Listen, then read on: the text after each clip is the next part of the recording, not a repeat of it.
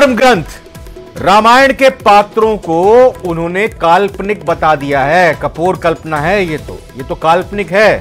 ये कहा है विधानसभा सत्र के दौरान मीडिया से बातचीत में ये विवादित बयान दिया है।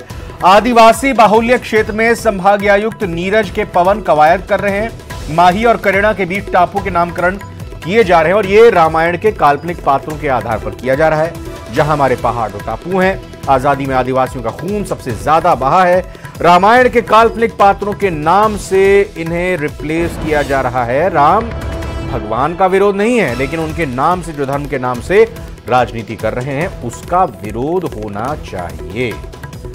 तो देखिए, ये बात आ गई है सामने। बीएपी के विधायक है राजकुमार रौत, ये आपत्तिजनक बयान उनकी तरफ से सामने आया है।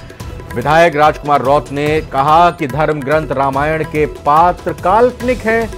विधानसभा सत्र दरअसल चल रहा है, जैसा आप सभी को मालूम है, और मीडिया से बातचीत में विधायक अपनी बातों को रखते हैं। और इसी दौरान कहा क्या है, जरा आप सुनना चाह रहे होंगे, तो चलिए सुना देते हैं।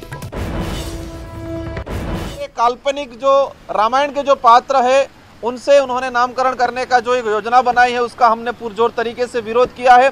ये हमारे देश के लिए एक खतरा है। जिस तरह से राम भगवान के नाम से हम उनका विरोध नहीं कर रहे हैं, लेकिन जिस तरह से पॉलिटिकली माहौल जो बनाया जा रहा है आदिवासी बाहुल्य क्षेत्र में, जाए पूरे काल्पनिक जो रामायण के जो पात्र है, उनसे उन्होंने नामकरण करने का जो एक योजना बनाई है, उसका हमने पुरजोर तरीके से विरोध किया है।